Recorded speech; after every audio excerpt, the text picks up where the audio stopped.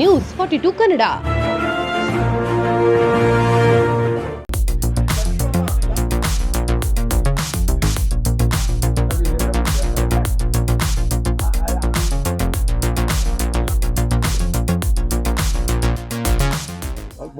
ಈಗಾಗಲೇ ಸುಮಾರು 1,500ಕ್ಕೂ ಹೆಚ್ಚು ಖಾತೆಗಳನ್ನು ನಾವು ವಿತರಣೆ ಮಾಡಿದ್ದೇವೆ.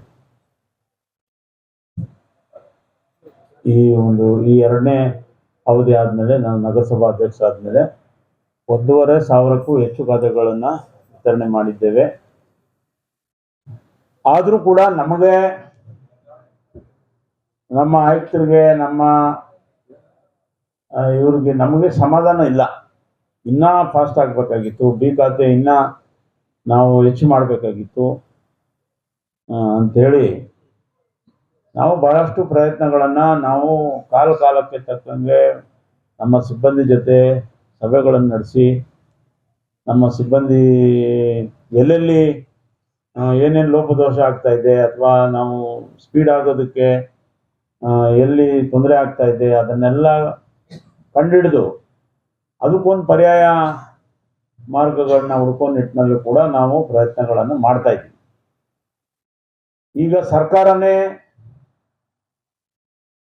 ಈ ಒಂದು ಕೈ ಬರವಣಿಗೆಯಲ್ಲಿ ನಾವೇನು ತಗೊಂತ ಇದ್ದೀವಿ ಮ್ಯಾನ್ಯುವಲ್, ಅದಕ್ಕೆ ಈಗ ಸರ್ಕಾರ ಸ್ಟ್ರಿಕ್ಟ್ ಆಗಿ ಆರ್ಡರ್ ಮಾಡಿದೆ, ಆನ್ಲೈನಲ್ಲೇ ತಗೊಬೇಕು ಅಂತ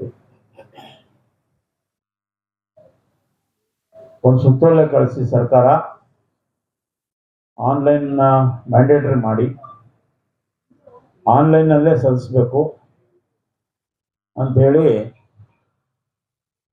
ಒಂದು ಸುತ್ತೋಲೆ ಕಳಿಸಿದ್ದಾರೆ ಸರ್ಕಾರ. ಅದೇನಾದರೂ ಸರಿಯಾಗಿ ಮಾಡದೆ ಹೋದರೆ ನಾವು ಮುಂದಿನ ದಿನಗಳಲ್ಲಿ ನಾವು ಕ್ರಮ ತಗೊತೀವಿ ಅಂತೇಳಿ ಅವರು ಒಂದು ಸುತ್ತೋಲೆ ಕಳಿಸಿ ಎಲ್ಲ ನಗರಸಭೆಗಳಿಗೆ, ಪುರಸಭೆಗಳಿಗೆ ಸರ್ಕಾರದಿಂದನೇ DMAಯಿಂದ ಒಂದು ಸುತ್ತೋಲೆ ಕಳಿಸಿದ್ದಾರೆ. ಈ ನಿಟ್ಟಿನಲ್ಲಿ ನಮ್ಮ ಆಯುಕ್ತರು ಸ್ವಲ್ಪ ಎಕ್ಸ್ಪ್ಲೇನ್ ಮಾಡ್ತಾರೆ. ಈಗ ನಾವು ಆನ್ಲೈನ್ನಿಂದ ಆಗ್ತಕ್ಕಂಥ ಲಾಭ ಹೆಚ್ಚು.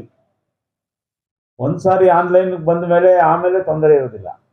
ಈಗ ನಾವು ಕೇಸ್ ವರ್ಕರಿಂದ ರೆವಿನ್ಯೂ ಇನ್ಸ್ಪೆಕ್ಟರ್ ತಿರ್ಬೋದು, ರೆವಿನ್ಯೂ ಇನ್ಸ್ಪೆಕ್ಟರಿಂದ ರೆವಿನ್ಯೂ ಆಫೀಸರು, ಆಮೇಲೆ ಇದು ತಿರುಗಾಟ ಅರ್ಜಿದಾರರಿಗೆ ಇರೋದಿಲ್ಲ.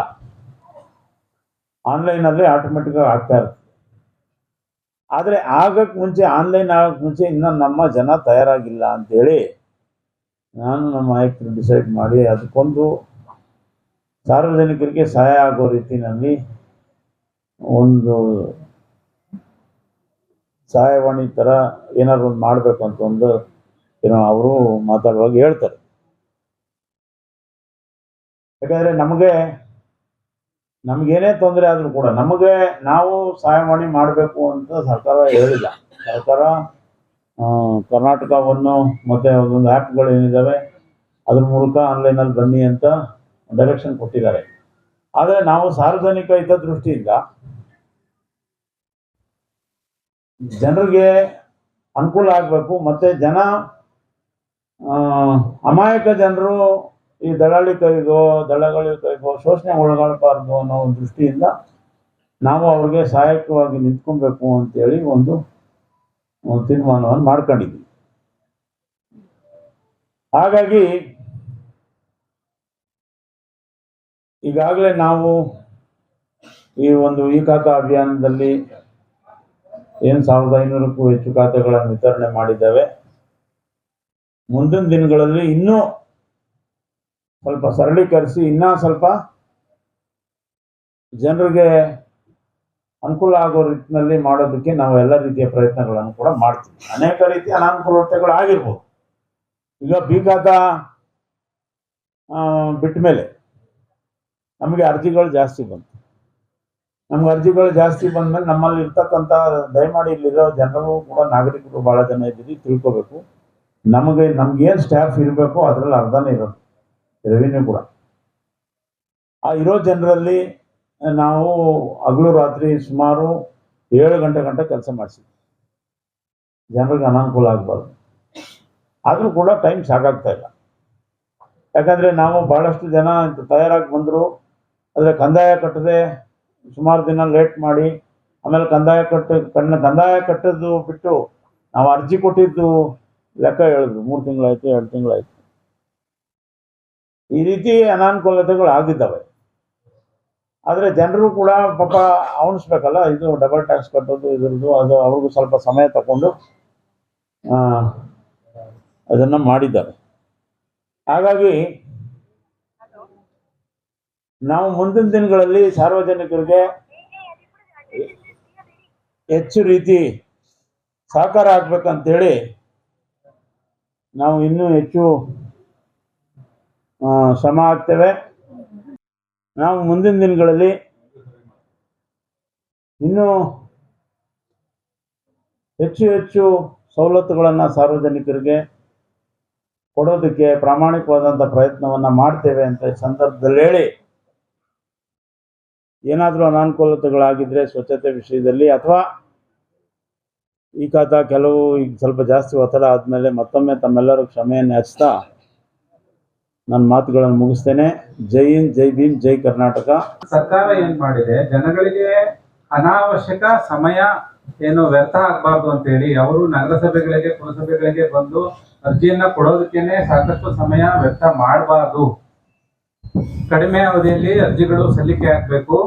ಸಲ್ಲಿಕೆ ಆದಂತ ಅರ್ಜಿಗಳು ನೇರವಾಗಿ ಸಕಾಲದಲ್ಲಿ ಈ ಆಸ್ತಿ ತಂತ್ರಾಂಶಕ್ಕೆ ಬರಬೇಕು. ನೀವೇನು ಈಗ ಹೊರಗಡೆ ಸರ್ಕಾರ ಕರ್ನಾಟಕ 1 ಅಂತೇಳಿ ಅರ್ಜಿ ಸ್ವೀಕೃತಿ ಕೇಂದ್ರಗಳನ್ನ ಮಾಡಿದೆ.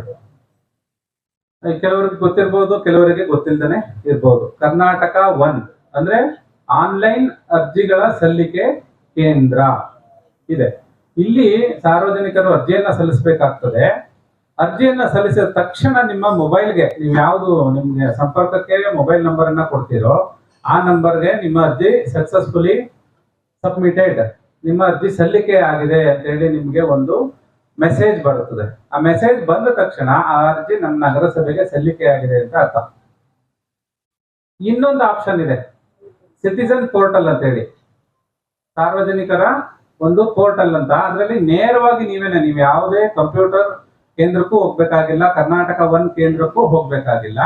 ನಿಮಗೆ ಮೊಬೈಲ್ ನಲ್ಲಿ ಅರ್ಜಿಯನ್ನ ಸಲ್ಲಿಸುವ ಒಂದು ಕ್ರಮ ಗೊತ್ತಿದ್ರೆ ಮೊಬೈಲ್ ಅಲ್ಲೇನೆ ಅರ್ಜಿಗಳನ್ನ, ಈಗ ನಾವು ವಾಟ್ಸಪ್ ಅಲ್ಲಿ ಮೆಸೇಜ್ ಅನ್ನ ಕಳಿಸ್ತೇವೆ, ವಿಡಿಯೋಗಳು ಬರ್ತವೆ, ವಿಡಿಯೋಗಳನ್ನ ನೋಡ್ತೀವಿ, ಮತ್ತೆ ಅದನ್ನ ಫಾರ್ವರ್ಡ್ ಮಾಡ್ತೀವಿ, ಅಪ್ಲೋಡ್ ಮಾಡ್ತೀವಿ, ಈ ತರ ಎಲ್ಲ ಮಾಡ್ತೀವಿ. ಅದೇ ರೀತಿ ನಮ್ಮ ಸಂಬಂಧಪಟ್ಟಂತಹ ಆಸ್ತಿ ದಾಖಲೆಗಳನ್ನ ಫೋಟೋ ಮಾಡಿಕೊಂಡು ಸಾಫ್ಟ್ ಕಾಪಿ ಮಾಡಿಕೊಂಡು ಅದನ್ನ ಈ ಆಸ್ತಿ ತಂತ್ರಾಂಶದಲ್ಲಿ ನೀವು ಕೂಡ ನೇರವಾಗಿ ಅಪ್ಲೋಡ್ ಮಾಡಬಹುದು. ಆ ಒಂದು ವಿಧಾನಕ್ಕೆ ಸಿಟಿಸನ್ ಪೋರ್ಟಲ್ ಅಂತ ಕರೀತಾರೆ. ಅದರಲ್ಲಿ ನೇರವಾಗಿ ಸಾರ್ವಜನಿಕರೇ ಅಪ್ಲೈ ಮಾಡಬಹುದು. ಇನ್ನೊಂದು, ಬರದೇ ಇದ್ದವರು ಮೊಬೈಲ್ ಅಲ್ಲಾಗ್ಲಿ ಅಥವಾ ಲ್ಯಾಪ್ಟಾಪ್ ಅಲ್ಲಾಗ್ಲಿ ಅರ್ಜಿಯನ್ನ ಸಲ್ಲಿಸೋದಕ್ಕೆ ಬರೋದಿಲ್ಲ ಅನ್ನೋರಿಗೆ ಕರ್ನಾಟಕ 1 ಅನ್ನೋ ಕೇಂದ್ರಗಳನ್ನ ನಮ್ಮ ಇಲಾಖೆನೆ ಎಲ್ರಿಗೂ ಅನುಮತಿಯನ್ನ ಕೊಟ್ಟಿದೆ. ಯಾರ್ಯಾರು ಅರ್ಜಿಯನ್ನ ಸಲ್ಕೊಂಡು ನಾನು ಕರ್ನಾಟಕ 1 ಕೇಂದ್ರವನ್ನ ತೆರಿತೀನಿ, ಜಸ್ಟ್ ಲೈಕ್ ಕಂಪ್ಯೂಟರ್ ಸೆಂಟರ್ ತರ ಸೆಂಟರ್ ಅನ್ನ ನಾನು ತೆರಿತೀನಿ, ಅನುಮತಿ ಕೊಡಿ ಅಂತ ಹೇಳಿ ಅರ್ಜಿ ಹಾಕೊಂಡವ್ರು ಅಂತವ್ರಿಗೆ ಎಲ್ರಿಗೂ ಇಲಾಖೆ ಅನುಮತಿಯನ್ನ ಕೊಟ್ಟಿದೆ. ಮತ್ತೆ ಅವ್ರಿಗೆ ಹೇಗೆ ಅರ್ಜಿ ಸಲ್ಲಿಸಬೇಕು ಅಂತ ನಾವೇ ಅವ್ರಿಗೆ ಎಜುಕೇಟ್ ಮಾಡಬೇಕು, ಟ್ರೈನಿಂಗ್ ಅನ್ನ ಕೊಡ್ಬೇಕು. ಈಗ ನಾಳೆಯಿಂದ ನಾವು ಆ ಕೆಲಸ ಮಾಡ್ತಾ ಇದೀವಿ. ಯಾರ್ಯಾರು ಕರ್ನಾಟಕ 1 ನಲ್ಲಿ ಅರ್ಜಿ ಸಲ್ಲಿಕೆ ಕೇಂದ್ರಗಳನ್ನ ತೆರಿತಾ ಇದ್ದಾರೋ ಅವ್ರಿಗೆ ನಾವೇ ತರಬೇತಿಯನ್ನ ಕೊಡ್ತಾ ಇದ್ದೀವಿ. ಸುಸೂತ್ರವಾಗಿ ಸಾರ್ವಜನಿಕರಿಗೆ ತೊಂದರೆ ಆಗದಾಗೆ ಕಡಿಮೆ ಸಮಯದಲ್ಲಿ ಅರ್ಜಿಯನ್ನ ಸಲ್ಲಿಸಿ ನಿಗದಿತ ಶುಲ್ಕ, ಒಂದು ಅರ್ಜಿಯನ್ನ ಅಪ್ಲೈ ಮಾಡೋದಕ್ಕೆ 40 ರೂಪಾಯಿ ಅವರು ಶುಲ್ಕವನ್ನ ತಗೋಬೇಕು. ಅದಕ್ಕಿಂತ ಹೆಚ್ಚಿಗೆ ತಗೋಬಾರ್ದು. ಯಾಕಂದ್ರೆ ಸರ್ಕಾರ ನಿಗದಿ ಮಾಡಿದೆ. ಒಂದು ವೇಳೆ ಸರ್ಕಾರ ದರ ನಿಗದಿ ಮಾಡದೆ ಹೋದ್ರೆ ಅವ್ರು ಕೇಳಿದಷ್ಟು ಕೊಡ್ಬೇಕಾಗ್ತದೆ, ಕೇಳಿದಾಗ ಹೋಗ್ಬೇಕಾಗ್ತದೆ. ಅದು ಒಂದು ರೀತಿಯಲ್ಲಿ ಇನ್ನೊಂದು ರೀತಿಯ ಏನು ದರೋಡೆಗೆ, ಶೋಷಣೆಗೆ ಮಾರ್ಗ ಆಗ್ತದೆ ಅಂತ ಹೇಳಿ ಸರ್ಕಾರನೇ ನಿಗದಿ ಮಾಡಿದೆ. ಅದನ್ನ ತಾವೆಲ್ಲರೂ ಒಂದೇ ಸಾರಿ ಆಗದೆ ಇದ್ರು ಹಂತವಾಗಿ ಕಲ್ತ್ಕೊಳ್ಳಿ. ಆನ್ಲೈನ್ ಮೂಲಕ ಅರ್ಜಿಯನ್ನ ಸಲ್ಲಿಕೆ ಮಾಡಿ. ಸದ್ಯಕ್ಕೆ ನಾವೇ ತಗೊಳ್ತೀವಿ, ಹಾಗಂತ ನಾವು ಈಗ ಯಾರನ್ನು ರಿಜೆಕ್ಟ್ ಮಾಡ್ತಾ ಇಲ್ಲ. ಯಾಕಂದ್ರೆ ಏಕಾಏಕಿ ಹೊರಗಡೆ ಅರ್ಜಿ ಹಾಕಿದಾಗ ಅಷ್ಟೊಂದು ಸೆಂಟರ್ಗಳು ಇನ್ನು ನಮ್ಮ ರಾಮನಗರದಲ್ಲಿ ಓಪನ್ ಆಗಿಲ್ಲ. ಕೇವಲ ಒಂದೇ ಒಂದು ಸೆಂಟರ್ ಇದೆ. ಸಾಕಷ್ಟು ಒಂದು 8-10 ಸೆಂಟರ್ಗಳು ಓಪನ್ ಆಗ್ಬೇಕಾಗ್ತದೆ. ಅಲ್ಲಿ ಅವರು ಸಹ ಸಲೀಸಾಗಿ ನೀವು ಕೊಟ್ಟ ದಾಖಲೆಗಳನ್ನ ಸ್ವಲ್ಪನೂ ಮಿಸ್ ಮಾಡ್ದೇನೆ ಅಪ್ಲೋಡ್ ಮಾಡಿ ನಿಮ್ಮ ಹತ್ರ ನಿಗದಿಯಾಗಿರುವ ಶುಲ್ಕವನ್ನು ಅಷ್ಟೇ ತಕೊಂಡು ಅರ್ಜಿ ಹಾಕೋದನ್ನ ಅವರು ಕೂಡ ಕಲಿಬೇಕಾಗ್ತದೆ. ಅದಕ್ಕೆ ಸಾಕಷ್ಟು ಸಮಯ ಬೇಕಾಗ್ತದೆ. ನಿಮ್ಗೂ ಅವ್ರ ಮೇಲೆ ನಂಬಿಕೆ ಬರಬೇಕು. ಹೌದು, ಇವ್ರು ಅರ್ಜಿ ಹಾಕಿದ್ರೆ ನಾನು ನಗರಸಭೆಗೆ ಹೋಗೋದು ಬೇಕಾಗಿಲ್ಲ, ಅರ್ಧ ಗಂಟೆ ನಿಂತು ಅರ್ಜಿ ಹಾಕಿ ಒಂದು ಸ್ವೀಕೃತಿ ತಗೊಂಡು ನನ್ನ ಮೊಬೈಲ್ಗೆ ಮೆಸೇಜ್ ಬಂದರೆ ಸಾಕು, ಅರ್ಜಿ ಸಲ್ಲಿಕೆ ಆಗುತ್ತೆ ಅಂತ ಒಂದು ಕನ್ಫರ್ಮೇಶನ್ ನಿಮಗೂ ಬೇಕಾಗ್ತದೆ.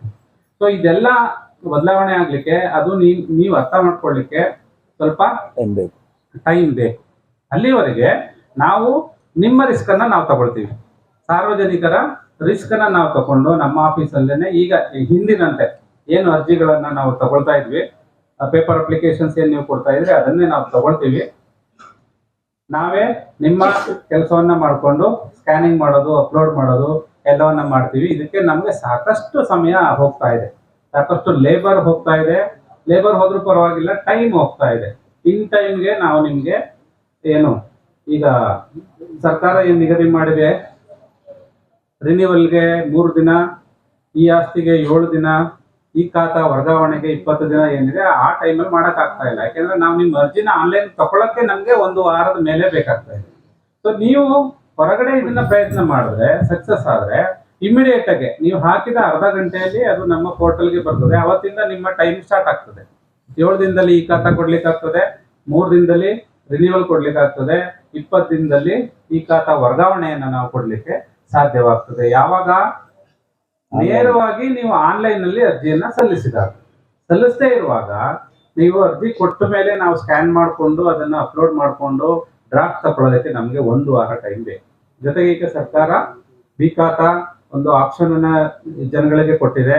ಹಾಗಾಗಿ ಅರ್ಜಿಗಳು ಜಾಸ್ತಿ ಬರ್ತಿದ್ದಾವೆ. ಬರುವ ಅರ್ಜಿಗಳನ್ನ ನಾವು ಪ್ರೋಸೆಸ್ ಮಾಡಲಿಕ್ಕೆ ಸ್ವಲ್ಪ ಸಮಯ ಬೇಕಾಗ್ತಿದೆ. ಆದಷ್ಟು ಎಲ್ಲರೂ ಇನ್ನು ಮುಂದೆ ಆನ್ಲೈನ್ ನೇರವಾಗಿ ಸಿಟಿಜನ್ ಪೋರ್ಟಲ್ ಅಲ್ಲಿ ಮತ್ತು ಕರ್ನಾಟಕ ಒನ್ ಪೋರ್ಟಲ್ ನಲ್ಲಿ ಅರ್ಜಿಗಳನ್ನ ಹಾಕೋದಕ್ಕೆ ಪ್ರಯತ್ನವನ್ನ ಮಾಡಿ. ಆಗದೇ ಇಲ್ಲ, ನಮ್ಗೆ ಗೊತ್ತಿಲ್ಲ, ನಮ್ಗೆ ಬರೋದೇ ಇಲ್ಲ ಅನ್ನೋ ಅರ್ಜಿಗಳನ್ನ ನಮ್ಗೆ ಕೊಡಿ, ನಾವು ತಗೊಳ್ತೀವಿ. ಬಟ್ ಆದ್ರೆ ಇಲ್ಲಿ ಸಮಯ ಸ್ವಲ್ಪ ಹಿಡಿತೀವಿ. ಅದು ಎಲ್ಲರಲ್ಲೂ ಸ್ವಲ್ಪ ಮನಸ್ಸಿಗೆ ಬಂದ್ರೆ ಒಳ್ಳೇದು.